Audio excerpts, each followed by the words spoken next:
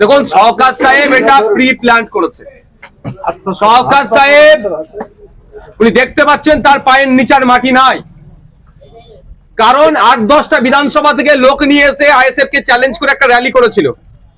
সেই র্যালিতে তিনি সুপার ফ্লপ, পায়ের নিচে মাটি নাই, ভাঙড়ের মানুষ তার সাথে নাই। এটা নাটক করতে হবে। আমি তো চাই এটা ন্যাশনাল ইনভেস্টিগেশন এজেন্সিকে দিয়ে তদন্ত করা হোক, কারণ বোমার কথা এখন উল্লেখ হচ্ছে, এক্সক্লুসিভ যখন ব্যবহার হচ্ছে, এখানে এনআইএ তদন্ত করুক।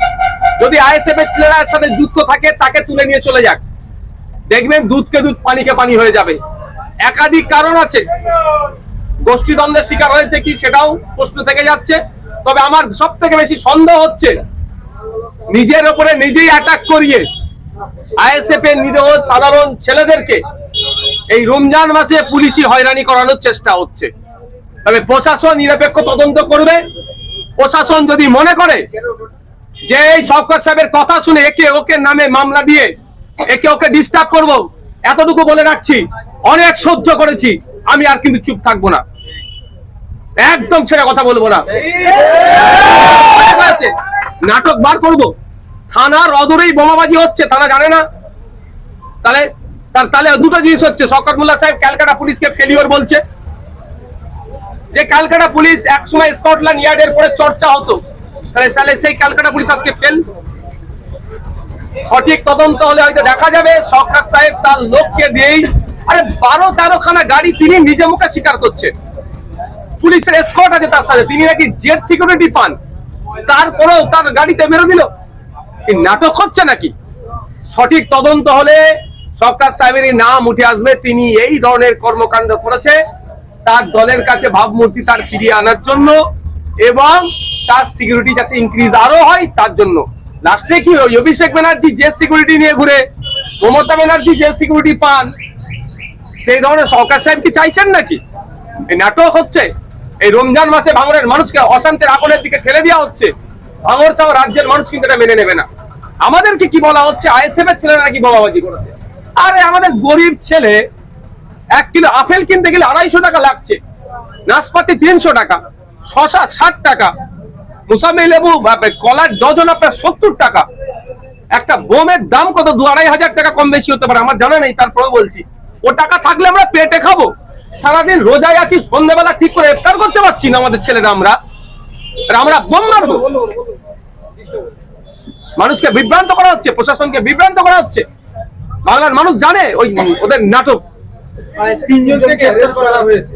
দেখুন, একজনের পিতাকে ধরে নিয়ে গিয়েছে বলছে নাকি, ঠিক আছে আমরা আইনি লড়াই লড়ছি, জামিন করিয়ে মালা পরিয়ে নিয়ে আসবো, 1 নম্বর কথা। দ্বিতীয় কথা, যদি এই ধরনের অন্যায় কাজ ক্রমশ বাড়তে থাকে, আমরা আমাদের পরবর্তী পদক্ষেপ গণতান্ত্রিক প্রক্রিয়ায় কি হয় এটাও আমি করে দেবো। এতটুকু মাথায় রাখতে বলবো প্রশাসনকে। পবিত্র রমজান মাস চলছে, কোন ধরনের যদি অন্যায় কাজ করেন কিন্তু আমরা সহ্য করবো না। কোথাও কি মনে করছেন যে শওকত মোল্লা রাজনৈতিক ফায়দা লোটার চেষ্টা করছেন? 100% মনে করছি না, এটাই বাস্তব। রাজনৈতিক ভাবে শওকত সাহেব দেউলিয়া হয়ে গিয়েছে। 15ই ফেব্রুয়ারি মিছিলের আগে তিনি সেই জন্য ভাঙড়ের বিভিন্ন জায়গায় তিনি বলেছিলেন কি, আমাদের সাথে যারা থাকবে না বা আমাদেরকে যারা ভোট দেবে না তাদের নাকি ঘর ফর হ্যান দেবো না, ওই বলে মিছিলে লোক ভরা দেওয়ার চেষ্টা করেছিল। তাও ভাঙড়ের মানুষ তার ডাকে সাড়া দেয়নি। ফলে পায়ের নিচে মাটি নাই, রাজনৈতিক ভাবে দেউলিয়া হয়ে গিয়েছে। সেই জন্য মাটি ফিরে পাওয়ার জন্য আর সিম্প্যাথি পাওয়ার জন্য এই ধরনের নাটক করছে। আর রেজ্জাক খাকে যারা খুন করলো, সেই আইএসএফ এর নামে দোষ দিয়েছিল, পরবর্তীতে প্রমাণ হয়েছে যে রেজ্জাক খাকে তার দলের লোকেরাই খুন করেছিল। এটাও যদি সঠিক তদন্ত হয়, বোমাবাজি যে চাকরটা সঠিক তদন্ত প্রমাণিত হবে, যেখানেও শওকত সাহেবদের দলের বা তারা টোটালি যুক্ত।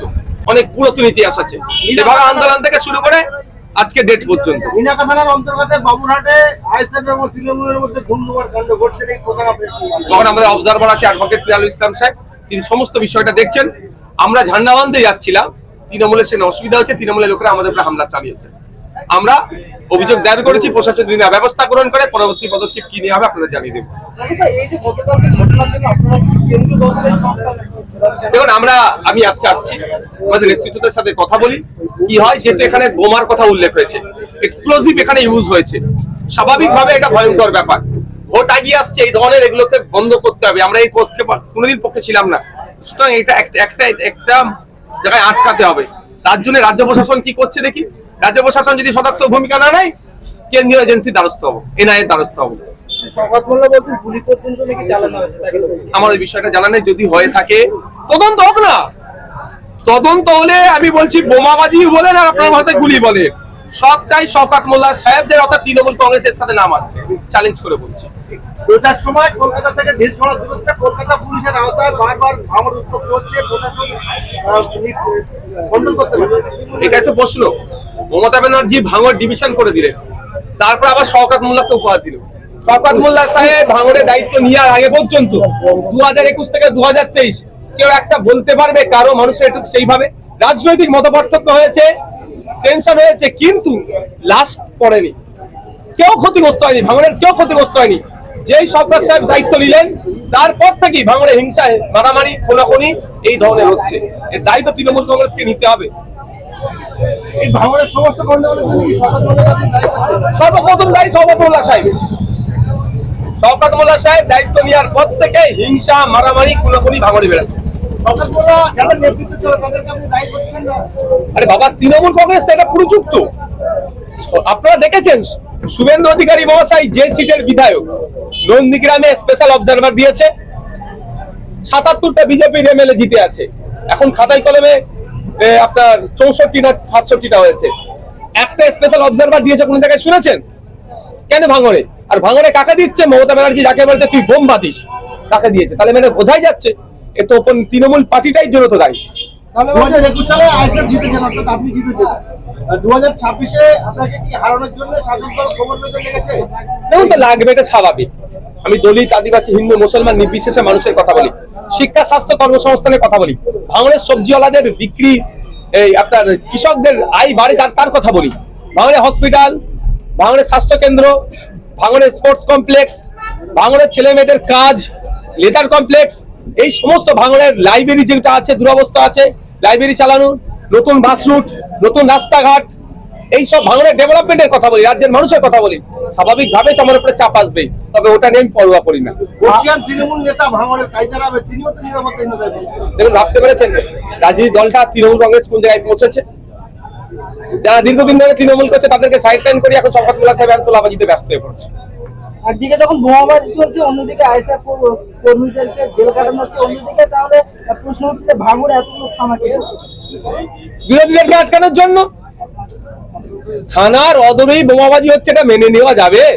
যেখানে 12-14 খানা গাড়ি আছে, এত পুলিশ আছে, বিরোধীদের কারো ক্ষমতা হবে? নাটক হচ্ছে এগুলো।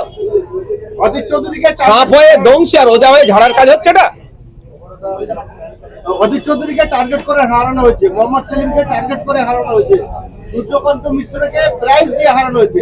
পরবর্তী টার্গেট কি আপনি? হতে পারে, মানুষের জন্য কাজ করছি, ওই ভয় আমি খাইনি, ভাঙড়ের মানুষ খাই না, আমার নেতৃত্বরা খাই না।